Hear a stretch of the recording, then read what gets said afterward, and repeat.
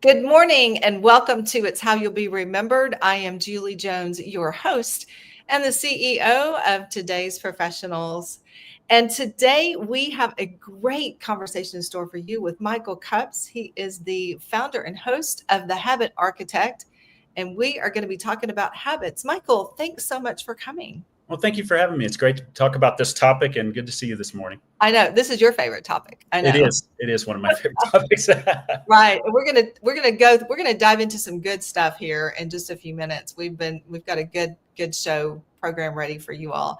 Welcome to all of you who are viewing from LinkedIn, from Facebook and YouTube.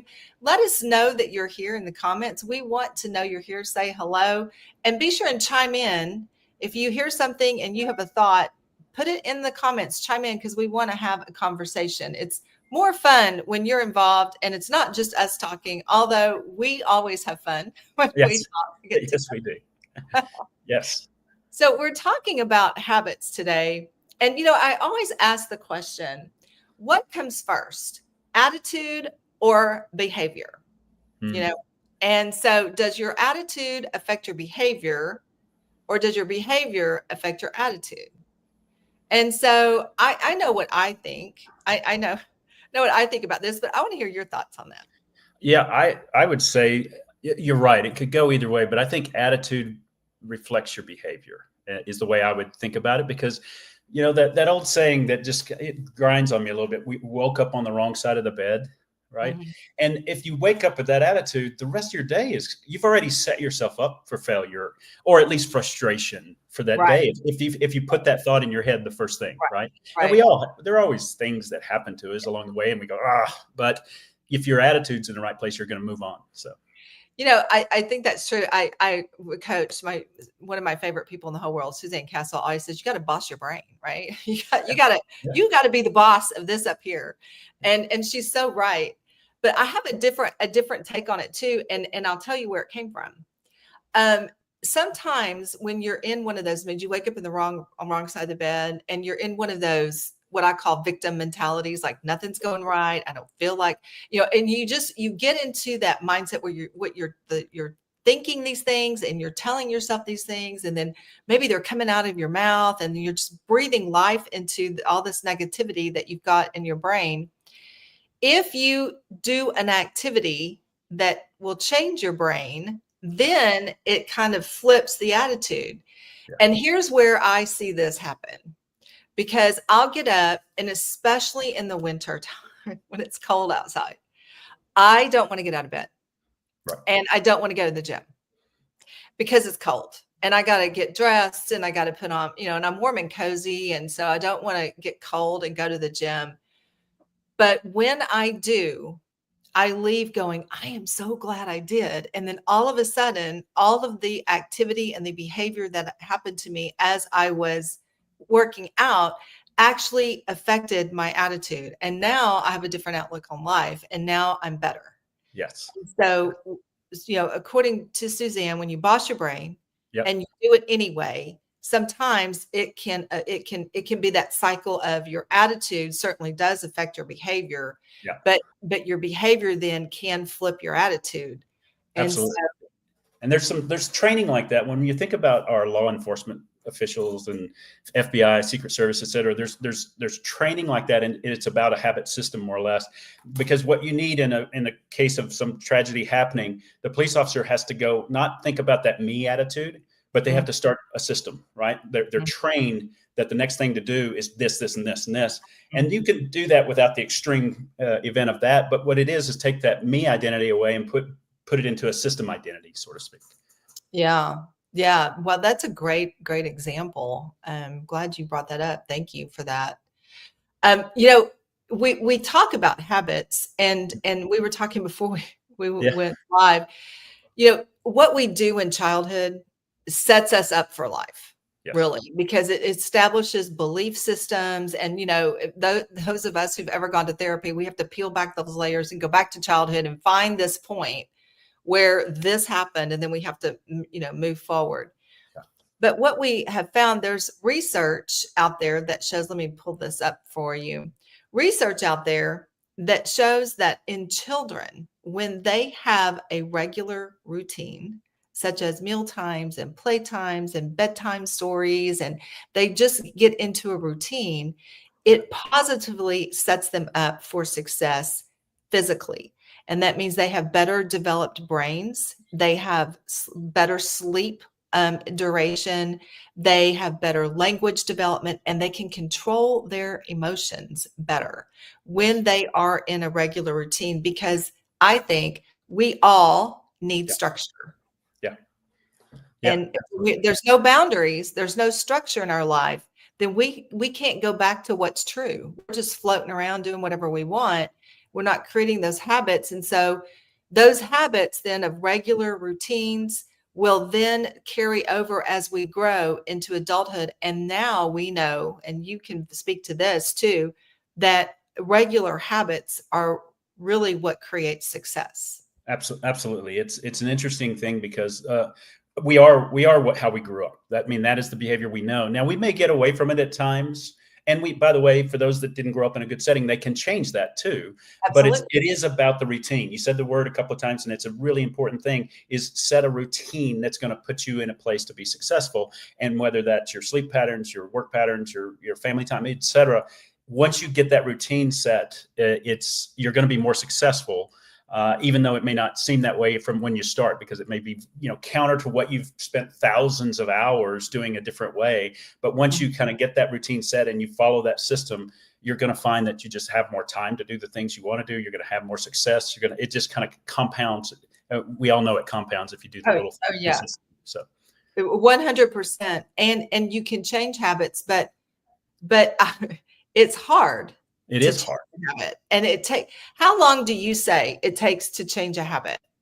Well, I think I don't know if it's myth or legend or what, but everybody says 21 days. I actually think it's longer than that. I think it's 60 to 90 days. I do too.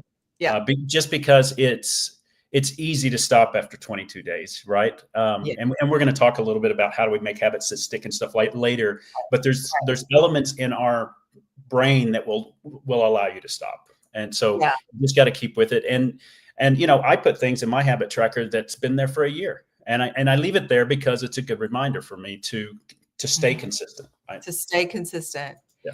Yeah. I give a shout out to my friend, Tom Ziegler, who says the fastest way to success is to replace a bad habit with good habit. And he says habits, I say, do it one at a time, because, for me, breaking bad habits is something that's hard, because it is easy to go back. And to your point, it's easy to stop after 22 days.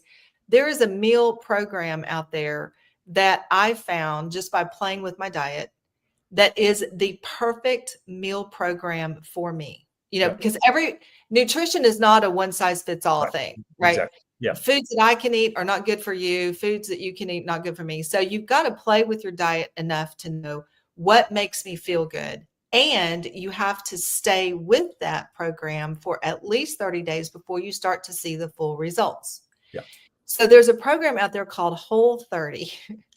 And it really cuts out sugar, it cuts out dairy, it cuts out all grains, it cuts out legumes, and it cuts out soy. Okay. So you're eating meat, fruits and vegetables, and proteins. So, but no processed foods. You have to be really careful about your seasonings. Like it's difficult to get started, but once you're started, it's great. Yeah. I usually do that program twice a year, just kind of as a reset. But I start to miss the habit of let's go eat Mexican food. Yeah. Let's have some queso. And so I start to miss that. But I will tell you, I feel amazing. I lose weight. I sleep better. My brain fog clears up. I mean, all the things that they say about good nutrition when you're eating the foods that's good for you, it all works for me on that program. But on day 29, I'm planning on a Mexican food meal. Yeah, absolutely. Absolutely. But you know what? You gained the benefit of that program for the 30 days. And then when you do it again in 6 months, you're going to gain that. It doesn't like you lose those benefits, right? Mhm. You're choosing to change your behavior based on that, but it's still, you still get accrued the benefit, right? You accrued that Yeah. good credit, right? Yeah. So yeah, it's interesting because the time frame it takes to break a bad habit, in particular, if you think about things like very severe cases like addiction and so on, you have to replace it with a good habit.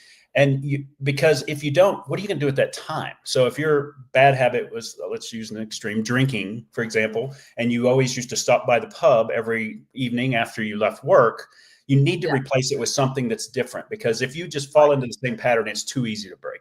Right. Right. It's important. So instead of going to the pub, you go to the park, whatever it may be, just a simple walk. It doesn't have to be for an hour, but just change the mindset a little bit like that. So for breaking habits, and I'll put a PDF in the chat after this. I've got just a simple flow chart on breaking habits and building habits that I'll put in Oh, there. that'd be great. And that is one of the major steps, is replace it with something. Right. Because really, if and I'm going to use your example, if you're stopping by the pub every day, to go, is it really about the alcohol, or is it about the connection Hmm.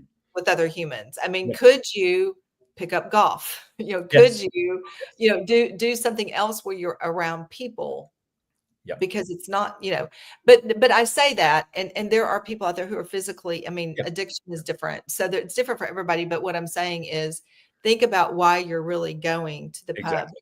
and Yeah. replace, take that good part of that and then replace it with something else that And, leads. and you said that magic word, why, and that's good. That has to be step one before you decide you're either going to build a new habit or break a bad habit, is why. What's the purpose? And if you don't tie your actions to that purpose, you have a higher rate of failure than you would if you don't.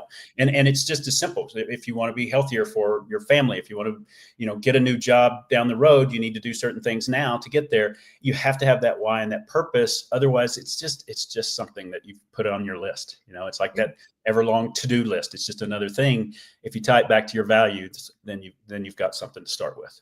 Yeah, 100%. So this is good stuff. Good stuff.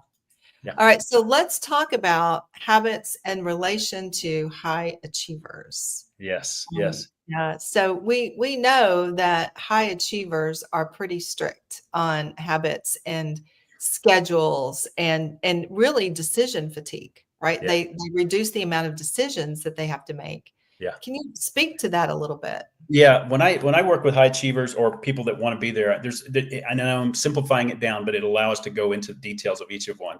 That what you'll notice about them is they have kind of 3 M's, if you will: meditation, moderation, and movement. And so if you think about meditation, it doesn't have to be a structured program, but they always find times to reflect and reflect on how they're doing, where they are against where they want to be, how they're doing in their ecosystem of community, how are they treating other people. There's always that meditative capability in their day somewhere, whether it's the Mhm. first thing they do in the morning or the last thing they do in the evening, and it clears their head so they're not carrying the load from yesterday into tomorrow. They're going to be starting fresh, if you will. Right. So meditation is the big category, and I really urge everybody to figure out that time of solitude that they can use to reflect. The second one I mentioned was moderation. And moderation is one of those interesting ones because it applies to everything in your life. If you go extreme too far in something, you're not going to have time for the other things, and you're going to get out of balance. We've talked about that before, Julie. But think about moderation and also things like sleep. So high achievers, you will find that they are really stringent about getting the right amount of sleep. They focus on moderation of social media or TV. They just don't overindulge in anything that's going to distract them from their overall system, if you will. Right. So moderation applies to all of those things. It's just a category. And then the last one is movement. Just about everybody figures out a way to move, whether it's even a walk. If something happens, you have an injury, just get out of the place you're sitting in. Even if it's walk to the park or go out to the backyard. If you can move more, then move more. But that movement does something physically to you that actually changes your brain. And so there's always an element of movement. And again, I'm not saying you have to go run a marathon, but just get out of that same chair that you've been sitting in and just change it up and move out to the backyard or move around the block or whatever it may be. So I think those 3 things was what I see in a big, now there's a lot of nuances there, but meditation, moderation, and movement, I think are 3 habit categories that high achievers always have. Yeah. And I think that is in every book, every coaching session that we do is like, look, you have to get out of your space and go do something. You have to move. And really, when we started working from home a lot, what we're seeing right now is that has had a negative effect on us, because Absolutely. it's easy to get up and not get dressed. It is easy to get behind our computer and work, and we're not connecting socially.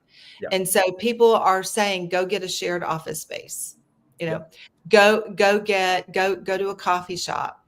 My church actually has a big place where they have a big cafe. You can go and order food, and they have this big place, Wi-Fi. You can connect to Wi-Fi, and you have couches, different ways. You can have one-to-one meetings. You can get coffees there. Yep. It's just, look, this is a place for you to come and work and meet with people and be with people, because we can get really in a habit of I'm just going to get up and stay in my jammies. And I always say this because everybody loves to work from their jammies. I'm just going to stay in my jammies, and then I'm going to just work. Yep. And it does something to us, because we're not getting out. We're not getting sunshine. We're not moving. We're not being around people. And it's just not good for us. Yeah. And the other thing that you mentioned when you set up the high achievers, what they do with their schedules and so forth, that I think it's worth mentioning. High achievers develop a priority management system, whether it's internal or they do it through a tool like the Eisenhower Matrix or whatever. They develop that capability quickly, and they're masters at using it. And where this comes in, and a habit you might want to think about building if you're a young professional in particular, is how do you say no? Because so many things get thrown at us, and they keep coming at us. And if you don't learn the skill or the art of saying no, you're just going to get buried, and your performance is going to suffer. But if you actually understand how to say no correctly, and maybe that is no, it's a yes, but not yet, not now, right? So it's delaying things away. But they really, high achievers find ways to manage those. What do I need to do first? What do I need to schedule for later? What do I need to delegate to somebody or something else? And what do I just need to stop doing? So that is a habit and skill that people need to focus on learning, because it will help you immensely as you go through life, and people just start throwing things at you. How do you kind of ingest it? Say, okay, yes, I know where that fits, and that's going to be later, or that's not something I care to do. So you stop doing it, that kind of thing. So that in that moderation category, prioritization is a very key element. So key. And I had to learn that the hard way, because I would get up and say, I'm going to do 7 things today. Yes. And while I'm running a business and running a plumbing company, I have all these things I'm going to do. And then I'm also going to run with my business. And so what I realized is I could pick 1, maybe 2 goals for the day that I could do. That's when I was running a plumbing company. Today, I can maybe do 3. What are the top 3 things that I need to get done today?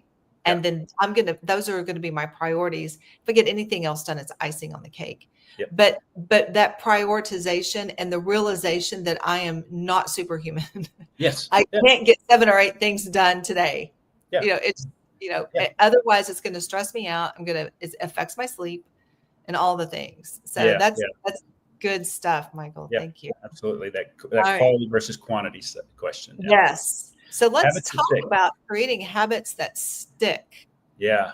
There's so many things here that I think the structure of what you want to do first is just identify the purpose. We talked about that, right?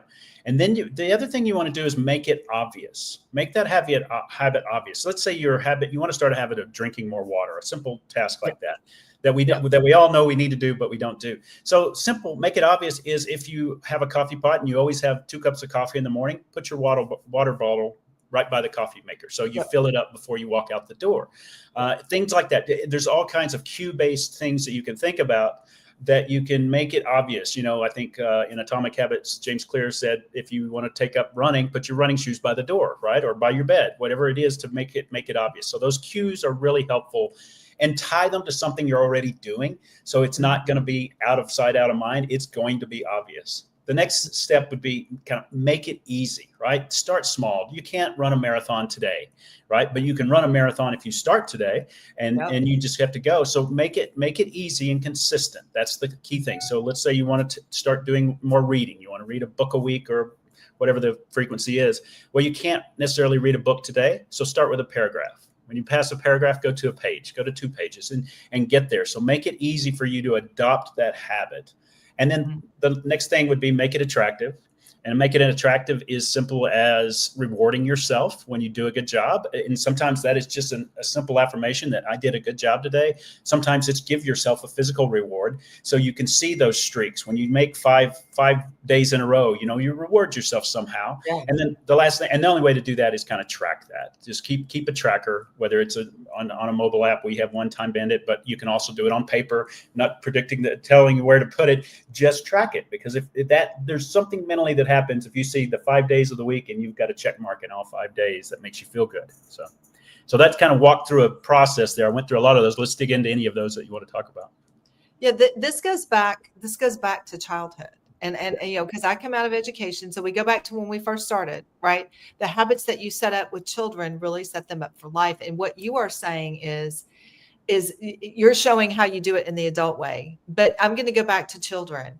We have charts. We used to have chore things on our refrigerator, and my mom would make it this cute thing. And so, did I do this? Did I do this? And I could go and physically put a check mark on it when I was a child, so I could make sure that I did my chores. Yes. And, we made it fun, but there's something about putting that check mark or scratching off the to-do list or something that really helps you. And so tracking is key. Yeah. Tracking is so key. I mean, when you're doing Whole30, yeah. Did I do it right? Did I eat meat today? How many vegetables did I eat? Tracking your food is really important. And so, it's just really important. So I love that you just dropped that knowledge bomb right there on, something as simple as keeping up with what you're doing. Well, and you think about, goodness, all the technology we have today, but it started with a pedometer. Remember when people just started putting pedometers on their belt, and then when they would just measure their steps for the day, and then it moved into a Fitbit and all the other different technologies, and now it's on your phone. What a great thing. You have an instant tracker there if walking or steps is something that you want to do. And so you can make it easy. And what I really get fulfillment about, and I actually didn't have it in the app initially, and I asked the developers to go put it in there, is I want to see how I did in a week, in a month, and so on. And you can go back and see in mine, it's green or red, and I can see all the greens, and it just makes you feel good if there's more green than red. And more importantly, it's a 20-day streak or a 10-day streak or whatever it is. It's kind of fun to see that, just like that kid walking up and making that check mark on the fridge, right? Yeah. Yeah. It's the visual. Yeah. We're visual. And I love that you're using green and red, because if you have, you see all green, you're like, oh, good. Yes, exactly. It's great. My calendar is color coded so that I can see what activities I'm doing during the day, where I'm planning that day. And I'm making sure I need to have, income producing activities, on there. Because if not, I'll go off down a rabbit trail and do something that's not income producing. And then at the end of the day, I don't really feel like I was productive today. Yeah. Yeah. Well, it's interesting what you said there, because that leads us to habit stacking when we get to, I know we want to talk about that a little bit, but so time blocking, for example, is an excellent way to do stacks, right? So you said focus on revenue generating opportunities, right? So that may mean a couple of things. It may be advertising, it may be LinkedIn, social networking, it may be reaching out to colleagues or customers, whatever it is.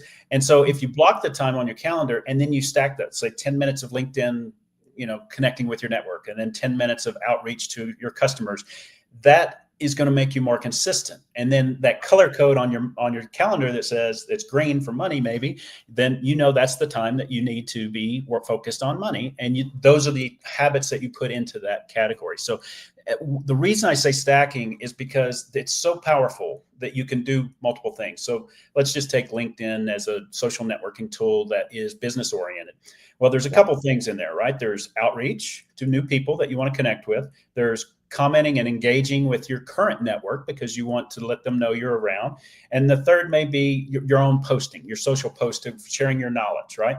Well, if you schedule those at 3 different times of the day, it's going to be hard because you're going to be fragmented, right? But if you can schedule them every day, I'm going to do commenting on all my network, reaching out to new people, and then posting my own stuff, right? It doesn't have to be in that order, but you see the point. Then you've stacked 3 habits and you've focused on 3 revenue generating opportunities perhaps, and it goes that way. So stacking is a powerful thing that we really need to do. Yeah.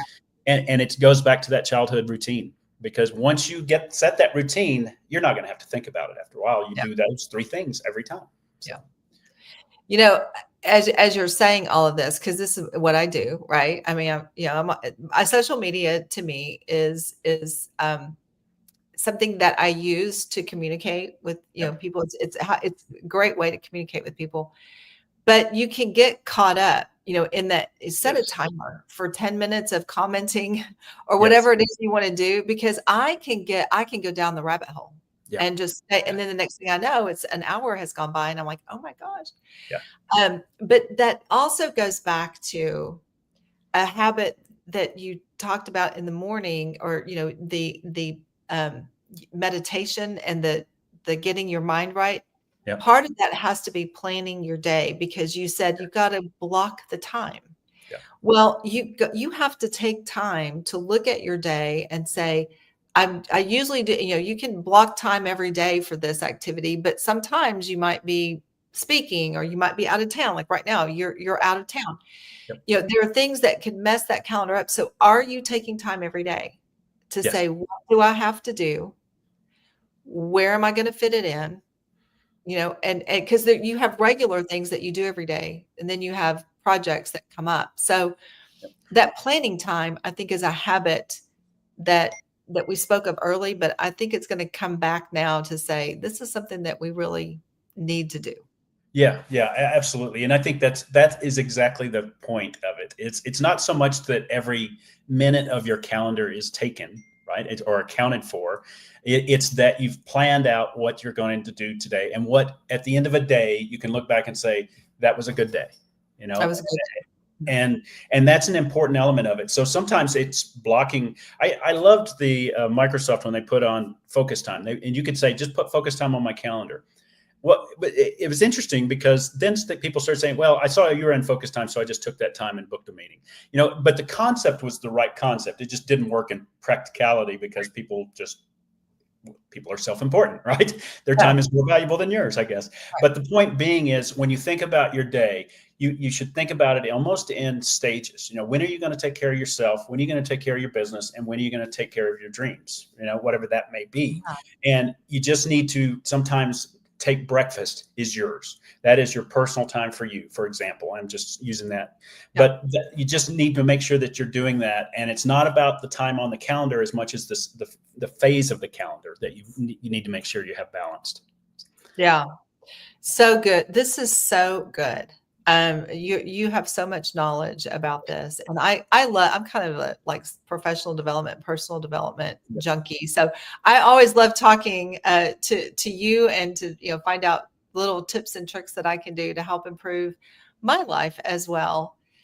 And is there anything that, we've come to the end. It always goes by so fast. It does, doesn't it? Yeah. Right. Is there anything we haven't covered that you would like to cover before we log off? Yeah, I would say this. There's an exercise I do with people, and it's not that hard of an exercise to do yourself if you're thoughtful of your actions, but it's a hierarchy of values. If you can go through the exercise of writing down your hierarchy of values, that's an important thing. So it could be family, job, blah blah blah, whatever. And then go the next step and say, associate what that looks like in a good state. So you can put a picture in your mind of what, if family is your highest value, what does good look like? And have that image, because you have to have that to go. Because it's easy to say family, and it's easy to say, I'm going to run a marathon. But what really gets you there are the little steps that you take along the way, right? You, like I said earlier, you can't run a marathon tomorrow, but if you do this type of program, you're going to get there. And so if you don't know where that goal is, then you're not going to be able to associate the habits to get you there. Don't let it overwhelm you. Just get to the point. But I really love the idea of hierarchy of values. But I ask you to take that step to say, what is the action that's going to support that value, with those and hard. what does it look like? So Yeah, that's probably what I love that. I love that. Yeah, and I got to that's tell you, I really enjoyed your perspective. I don't really think about it that way, but I love and it's because you were a teacher at one point, that is thinking about it in those childhood terms, that the marking the check mark or the routine that matters. So that's a great analogy, I think. Yeah, thanks. Yeah, you're right. Everything I do comes from that background, that education. I was elementary and middle school.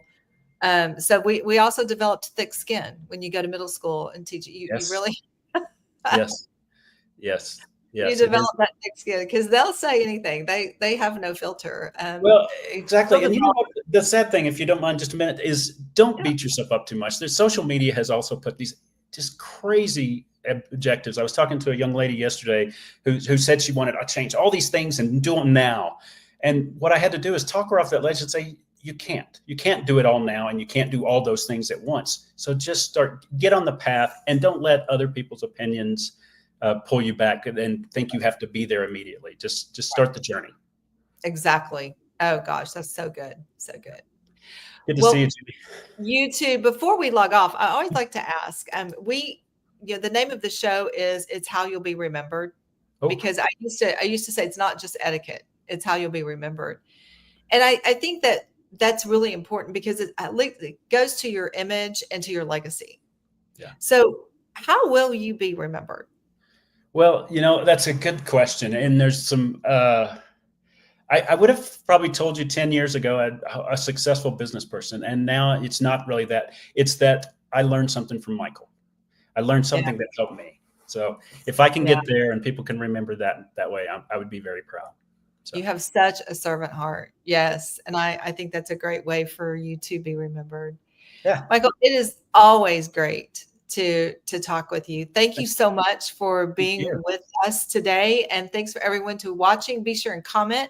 What are your favorite habits, ways to change habits, or things that have changed your life? Because we know that what you do really affects where you go. Thanks so much, and we'll see you next time.